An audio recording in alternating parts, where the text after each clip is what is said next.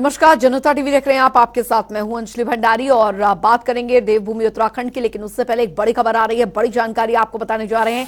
Asia cup में भारत की शानदार जीत, टीम इंडिया को सीएम धामी ने बधाई दी है। भारतीय टीम ने बनाया नया कीर्तिमान। तो इंडिया ने पाकिस्तान को करारी शिकस्त दी, 228 रनों से हराया है।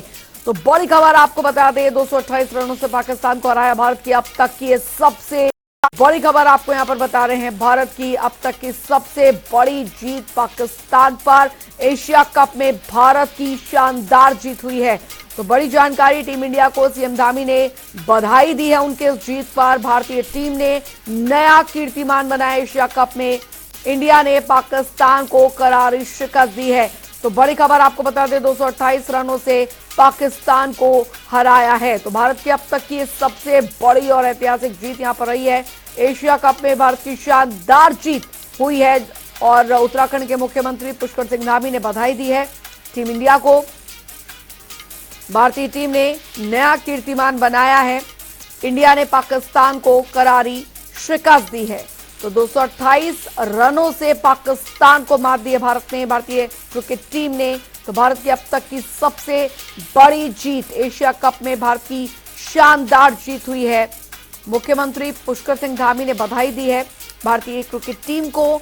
भारतीय टीम ने बनाया है नया कीर्तिमान। ये बड़ी खबर, नया कीर्तिमान जो है वो बनाया है और चारों तरफ हर जगह लोगों ने इसका जश्न खूब मनाया है। तो भारत की अब तक की ये सबसे बड़ी जीत एशिया कप में हुई है। तो बड़ी खबर आपको बता दें, टीम इंडिया को सीएम धामी ने बधाई दी है। तस्वीरें आपको दिखा रहे हैं जीत का जश्न मनाते ये लोग, जब भारतीय क्रिकेट टीम ने बाजी को जीता, एशिया कप में पाकिस्तान को हराया। और चलिए अब रुक करेंगे 2 मिनट में 10 बड़ी खबरों की और फटाफट अंदाज में। राज्यपाल गुरमीत सिंह के कार्यभार के 2 साल पूरे, मंत्री गणेश जोशी ने राज्यपाल से की शिष्टाचार भेंट, दी बधाई। राजधानी देहरादून में 38वें राष्ट्रीय खेल का आयोजन, खेल विभाग ने पूरी की तैयारियां, खेल सचिव ने दी जानकारी। हर दिन बढ़ रहे डेंगू के मामले, अब तक हजारों लोगों को हुआ डेंगू, स्वास्थ्य सचिव ने लिया अस्पतालों का जायजा। हल्द्वानी और उसके आसपास पिछले 2 दिनों से लगातार बारिश जारी। अल्मोड़ा हाईवे के पास मलबा गिरने से यातायात बाधित, साथ ही भारी बारिश के चलते गिर रहे मकान। 2 दिन से लगातार बारिश का कहर, होली नदी में आया सिल्ट और गाद, जल संस्थान के फिल्टर में फंसा सिल्ट। रुड़की में होगा भारतीय किसान यूनियन की महारैली का आयोजन, सैकड़ों की संख्या में पहुंचेंगे किसान। रामनगर में अतिक्रमण हटाओ अभियान पर रोक की मांग, लोगों के घर दुकानों को पहुंचाया जा रहा नुकसान, ग्रामीणों ने किया विरोध प्रदर्शन। देहरादून में भाइयों के बीच दिख रहा खूनी संघर्ष, चचेरे भाई विनोद ने धारदार हथियार से किया वार, बाद में खुद भी किया सुसाइड। मसूरी में हरिद्वार से आए पर्यटक की गला रेत कर हत्या, मामले की छानबीन में जुटी पुलिस। देहरादून में पुलिस ने किया मर्डर केस का खुलासा, केस की गुत्थी सुलझने के बाद हुई हत्यारे की पहचान, आर्मी में लेफ्टिनेंट कर्नल के पद पर तैनात आरोपी।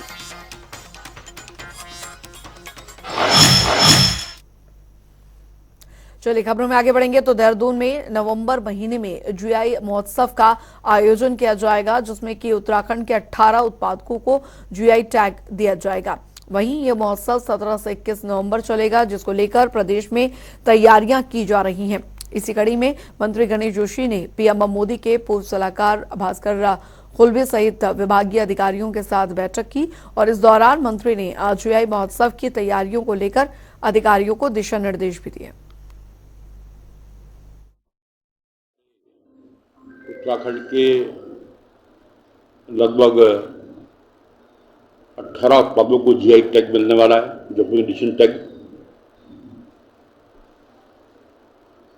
जिसमें 12 हमारे कृषि विभाग के हैं और 6 इंडस्ट्री के हैं। हमारा मड़ुआ, झंगोरा, गहज, लाल चावल, काला भट्ट, माल्टा, चौलाई, लखोरी मिर्च, पहाड़ की तूर दाल, ब्रास, जूस, आड़ू, लीची और बड़ी नाक की चाय। इस प्रकार जो है राफ्ट के बंद, पिछोड़ा, लकड़ी के अन्य बंद, अंगूठा जिसमें होते हैं, ये इंडस्ट्री वाक्य हैं। और इसके लिए 17 से 31 नवंबर तक एक मेला हम यहाँ पर लगाने जा रहे हैं और उधर हमें भारत सरकार के द्वारा इसके सर्टिफिकेट इश्यू होंगे और जिससे हमारे उत्पादों को अंतर्राष्ट्रीय पहचान मिलेगी। उधर उत्तराखंड में 38वें राष्ट्रीय खेलों का आयोजन किया जाएगा, जिसको लेकर खेल विभाग ने पूरी तैयारी कर ली है। ऐसे में खेल सचिव ने मीडिया को जानकारी देते हुए बताया कि राष्ट्रीय खेल के आयोजन के लिए मुख्यमंत्री का अनुमोदन मिल चुका है और मुख्यमंत्री ने साफ निर्देश दिए हैं कि खेल विभाग इसको पूरी तत्परता से आयोजित करवाए। साथ ही खेल सचिव ने बताया कि जीटीसी की ओर से 34 खेलों को मान्यता मिली थी, लेकिन इस बार कार्यक्रम में 38 खेल जोड़ने का प्रावधान रखा गया है। देखिए, चूंकि ये उत्तराखंड में 38वां राष्ट्रीय खेल बहुत पहले से इसकी प्रक्रिया चल रही थी, तो उस समय 34 खेलों की जो मान्यता मिली थी, जो जीटीसीसी साइन हुआ था, वो 34 गेमों के लिए साइन हुआ था। बाद में ये विचार आया कि चूंकि ये 38वां राष्ट्रीय खेल है तो 38 विधाएँ ही रखी जाएँ।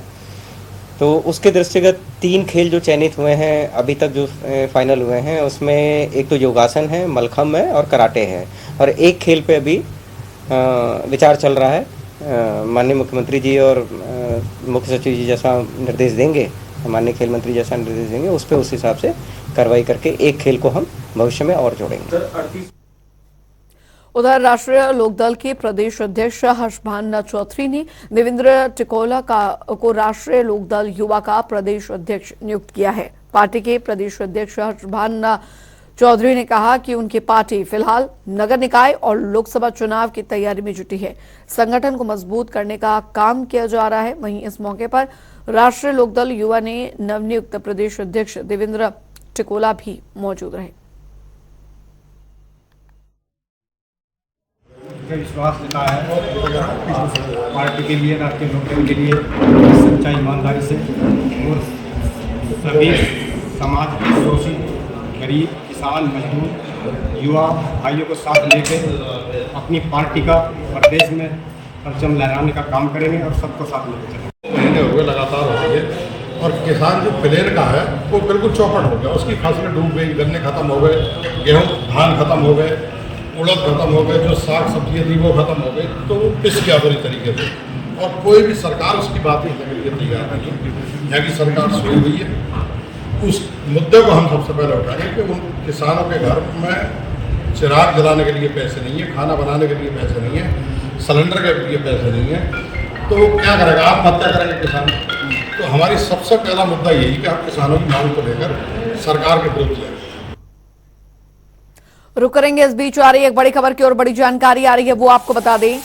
बड़ी और अहम जानकारी इस बीच आ रही है। जैविक इंडिया अवार्ड में उत्तराखंड प्रथम। देहरादून से इस वक्त की बड़ी खबर, उत्तराखंड को प्रथम पुरस्कार मिला है। बड़ी उपलब्धि उत्तराखंड के नाम। मंत्री गणेश जोशी ने सीएम का आभार जताया है। 2025 तक जैविक खेती 50% तक करने का संकल्प लिया गया है। एमडी ने मंत्री गणेश जोशी को पुरस्कार जो है वो सौंपा है। तो जैविक इंडिया अवार्ड में उत्तराखंड प्रथम आया है।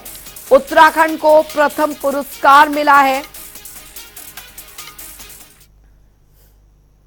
चलिए खबरों में आगे बढ़ेंगे। उत्तराखंड में डेंगू का कहर लगातार जारी है। हर रोज डेंगू के मरीज बढ़ रहे हैं। अब तक 1130 मरीज उत्तराखंड में सामने आ चुके हैं।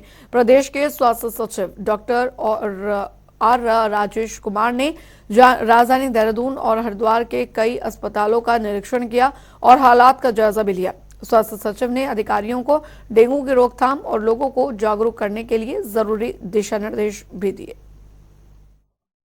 देखिए, फिलहाल 1130 केस की पुष्टि हुई है पूरे स्टेट में।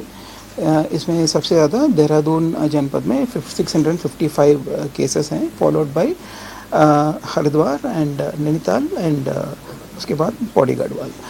तो डेंगू मैनेजमेंट के संबंध में समय समय पे स्टेट हेल्थ डिपार्टमेंट द्वारा दिशा निर्देश जारी किए गए हैं।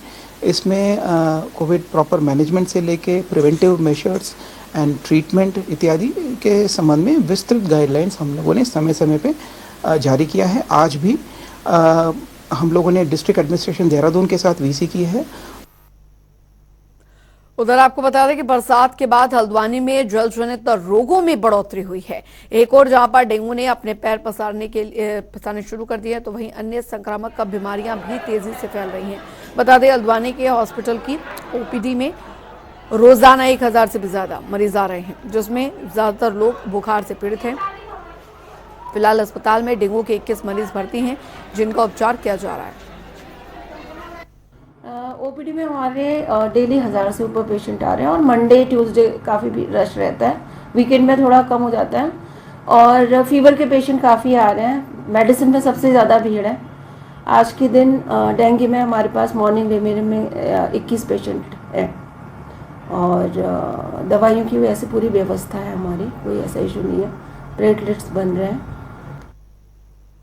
उधर हर बार की तरह इस सोमवार भी देहरादून के जिलाधिकारी कार्यालय में जनता दरबार लगाया गया, जहां पर जिलाधिकारी सोनिका ने जनता से जुड़ी तमाम परेशानियों को सुना और उनका निस्तारण करने के लिए अधिकारियों को निर्देश भी दिए। जनता दरबार के दौरान डीएम सोनिका को लगभग 97 शिकायतें प्राप्त हुई, जिसमें ज्यादातर आपदा, अतिक्रमण, जमीन विवाद और वृद्ध लोगों की शिकायतें शामिल थी।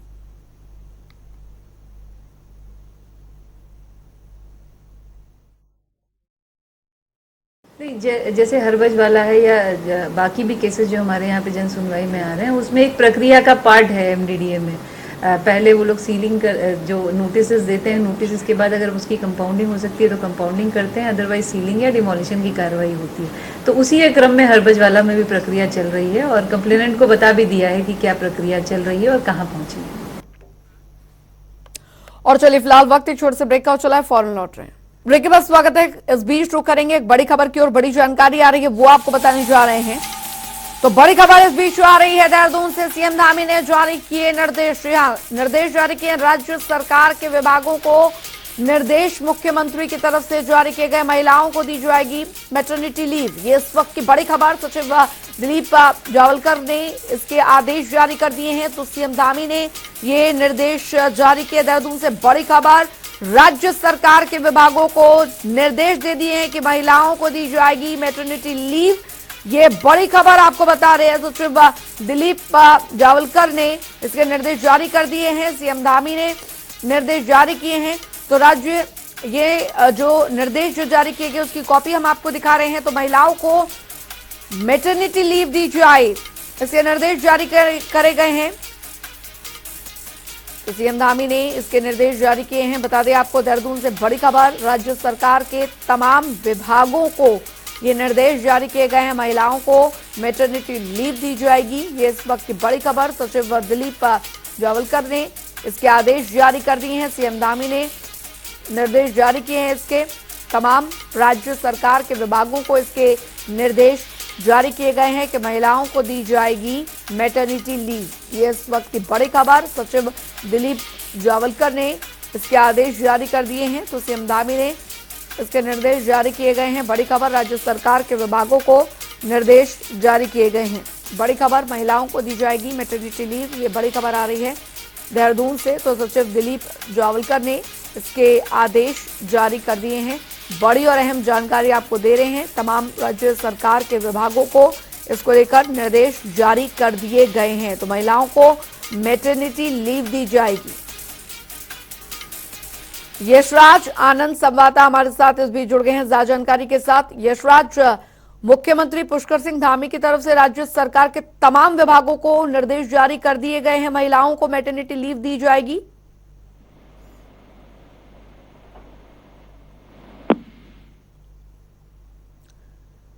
यशराज आनंद, आपको मेरी आवाज मिल पा रही है?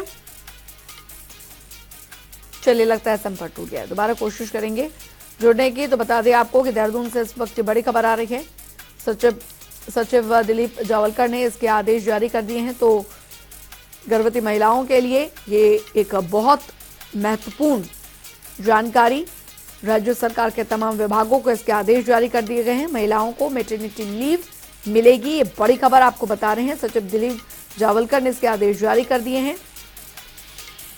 तो बड़ा निर्देश यहां पर दिया गया है मुख्यमंत्री पुष्कर सिंह धामी की तरफ से राज्य सरकार के तमाम विभागों को इसके जो आदेश हैं वो जारी कर दिए गए हैं कि महिलाओं को मैटरनिटी लीव जो है वो दी जाएगी। ये इस वक्त की बड़ी खबर, सीएम धामी ने इसके निर्देश जारी कर दिए हैं। निर्देश की कॉपी हम आपको आपके टेलीविजन स्क्रीन पर दिखा रहे हैं। तो महिलाओं को ये मैटरनिटी लीव जो है वो दी जाएगी। देहरादून से इस वक्त की बड़ी खबर आपको बता रहे हैं। सचिव दिलीप जावलकर ने इसको लेकर आदेश जारी कर दिए हैं। तो बड़ी खबर आपको बता रहे हैं, राज्य सरकार के विभागों को ये निर्देश जारी किए गए हैं। महिलाओं को मैटरनिटी लीव दी जाएगी, ये बड़ी खबर। सचिव दिलीप जावलकर ने इसको लेकर आदेश जारी कर दिए हैं।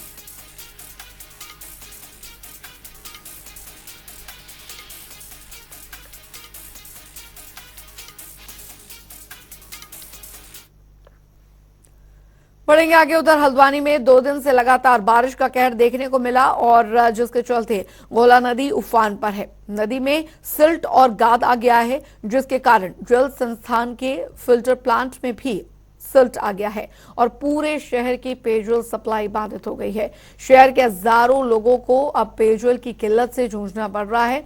लोगों का कहना है कि हर बरसात के बाद यही हाल होता है, लेकिन जल संस्थान इसकी कोई भी वैकल्पिक व्यवस्था नहीं कर पाता। आज बड़े अफसोस और बहुत शर्म की बात है कि आज हमारा हल्द्वानी शहर कभी बिजली के अंधकार में डूब रहा है तो कभी पानी के अंधकार में डूबा पड़ा है। आज स्थिति यह है कि हल्द्वानी शहर में, पूरे शहर में पानी की इतनी बड़ी दिक्कत हो रही है कि लोगों को पानी के लिए तरसना पड़ रहा है। लोग, हमारी मातृशक्ति, हमारी माँ बहनें एक एक बाल्टी पानी भरने के लिए दूर दराज से बाल्टियों में पानी भर के ला रही हैं। आज मैं जल संस्थान अधिशासी अभियंता से मिलने के लिए आया था और बड़े अफसोस की बात है कि यहाँ पर कोई भी अधिकारी यहाँ मौजूद नहीं है जिससे मैं वार्ता कर सकूँ।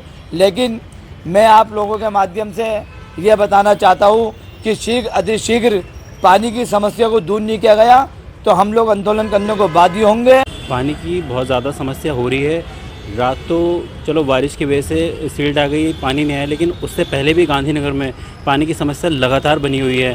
पहले ये लोग शाम को 4 बजे पानी छोड़ते थे, लेकिन लगातार 1 हफ्ते से पानी 7:30 बजे भी नहीं छोड़ रहे हैं। उधर भारतीय किसान यूनियन रोड आगामी 26 सितंबर को महारैली का आयोजन करेगा, जिसमें कि सैकड़ों किसान ट्रैक्टर ट्रॉलियों से रुड़की पहुंचेंगे। भारतीय किसान यूनियन रोड के राष्ट्रीय अध्यक्ष पदम सिंह रोड ने प्रशासनिक भवन में किसानों को संबोधित करते हुए कहा कि हरिद्वार जिले में आपदा से किसानों को भारी नुकसान पहुंचा है, जिससे कि किसानों को फसलें बर्बाद हो चुकी हैं, लेकिन सरकार का इस तरफ कोई भी ध्यान नहीं है। बार बार अवगत कराने के बाद भी सरकार लापरवाह बनी हुई है, इसलिए अब किसानों को मजबूर होकर ही आंदोलन की राह पकड़नी पड़ी। जिला हरिद्वार के अंदर जो बाढ़ की स्थिति बनी, उसमें तबाही पूरे क्षेत्र में जो हुई है, उस तबाही को देखते हुए शासन प्रशासन से कई बार बात की गई है कि भाई इसका कोई रास्ता निकाले, किसानों को राहत देने का काम करा जाए। लेकिन कई बार बात करने के बाद भी केवल कोरे आश्वासन मिले। एक बार एसडीएम साहब ने कहा कि साहब 2,500 रुपये बीघा का मुआवजा दे रहे, लेकिन जब हम इधर क्षेत्र में गए, घाट क्षेत्र में गए, तो पता लगा कि साहब 300-300 रुपये का मुआवजा उन लोगों को मिला। तो अध्यक्ष जी के नेतृत्व में ये बात आज बैठकर तय हुई कि शासन प्रशासन की वैसा आँख खुलने वाली नहीं है। तो एक बड़ी रैली के माध्यम से एक 26 सितंबर को एक बड़ी रैली ट्रैक्टरों की यहाँ रुड़की के अंदर करी जाएगी और किसानों की जो आवाज़ है उसको पूरी प्रमुखता के साथ उठाया जाएगा। शासन प्रशासन को यही बताने के लिए आज हमने मीटिंग का आयोजन किया। उसके हम आज घोषणा कर दी कि तारीख हमने 26 तारीख डेट तय कर दी। उसमें हम यहाँ किसान होगा अपना प्रदर्शन करेगा। यहाँ से जो सरकार या जो सोरी से करने को दूर नहीं रहेंगे, इसे खोलने के लिए किसान सड़कों पर आ रहा है। उसे लेकर हम यहाँ एक महारैली कर रहे और अपनी बात यहाँ जोरदार ढंग से सरकार के सामने रखेंगे। उधर बजरंग दल और विश्व हिंदू परिषद ने राज्य में शौर्य जागरण यात्रा को लेकर पत्रकार वार्ता का आयोजन किया। इस दौरान प्रांत मठ मंदिर प्रमुख सुभाष जोशी ने कहा कि बद्रीनाथ के से यज्ञ अनुष्ठान के जरिए इस यात्रा को आरंभ किया जाएगा और साथ ही उन्होंने कहा कि संगठन की दृष्टि से राज्य में 23 जनपद हैं और सभी जनपदों में ये शौर्य यात्रा जाएगी। यज्ञ अनुष्ठान होगा जिसे हमारे प्रांत के अध्यक्ष माननीय बड़े भाई साहब रवि देवानंद जी ने आपको सभी कुछ भूमिका बनाई है। उसमें जो प्रारंभ होगा वो बद्रीनाथ में यज्ञ अनुष्ठान के द्वारा देश का बड़ा सिद्धपीठ है, वहाँ से हम प्रारंभ करेंगे। और दूसरा विषय जो आपने बोला, ये जिस तरह से अभी अध्यक्ष जी ने हमारे बताया, चमोली बद्रीनाथ, जोशीमठ, पीपलकोटी, चमोली, नंदप्रयाग, कुमाऊं और गढ़वाल दोनों के उसमें होकर के हमारे विश्व हिंदू परिषद के संघ की दृष्टि से 23 जनपद हैं, वैसे 13 जनपद हैं उत्तराखंड के। इन 23 के 23 जनपदों में ये शौर्य यात्रा जाएगी। उधर उत्तराखंड के देहरादून में हुए एक मर्डर केस के खुलासे ने खलबली मचा दी। दरअसल रविवार को एक युवती का शव सिरवालगढ़ इलाके में बरामद किया गया था और पुलिस की जांच पड़ताल में इस बात का खुलासा हुआ है कि हत्याकांड को अंजाम देने वाला आरोपी देहरादून में लेफ्टिनेंट कर्नल के पद पर तैनात है, जिसे पुलिस ने गिरफ्तार कर लिया है। जिस युवती की हत्या की गई है वो मूल रूप से नेपाल की रहने वाली थी और सिलीगुड़ी में रहकर बार डांसर की नौकरी करती थी, जहां उसकी मुलाकात आर्मी ऑफिसर से हुई और दोनों के बीच पिछले 3 सालों से प्रेम प्रसंग चल रहा था। वहीं शादी का दबाव बनाने पर लेफ्टिनेंट कर्नल ने प्लानिंग के तहत उसे मौत के घाट उतार दिया। फिलहाल इस पूरे मामले में खूनी कर्नल को पुलिस ने गिरफ्तार कर लिया है। ये महिला बेसिकली इसके ऊपर शादी का दबाव बना रही थी और इसको बदनाम करने की धमकी भी देती थी। इसी बात को लेकर के आपस में दोनों तनातनी संबंध के परिवार में ठीक नहीं चल रहा था। संभव तो इस प्रेम प्रसंग की जानकारी के धर्मपत्नी को भी थी और परसों 9 के रात को दोनों, ये जो मृतका है श्रेया और जो मुलजिम है राकेंद्र उपाध्याय, ये दोनों जाते हैं राजपुर में एक बार में जाकर के वहाँ खाते पीते हैं। वहाँ उन्होंने कुछ चीज़ लिया, बियर वगैरह पिया। उसके बाद फिर एक लड़की जो है उसको घुमाने के लिए कहती है और घुमाते उसको फिर वहाँ ले गई, महाराणा प्रताप के उस थानों वाले मार्ग पर। वहाँ जाकर के इस महिला फिर फिजिकल रिलेशन बनाने के लिए इसको कंप्लेंट करती है। उसी बात को लेकर के दोनों में कहासुनी होती है। कहासुनी होने पर हथौड़े से इस अभियुक्त ने, राकेंद्र उपाध्याय ने, इसका मर्डर किया। मर्डर करने के बाद डेड बॉडी को वहां पर फेंक दिया। और चलिए फिलहाल वक्त एक और छोटे से ब्रेक का, फौरन लौट रहे हैं।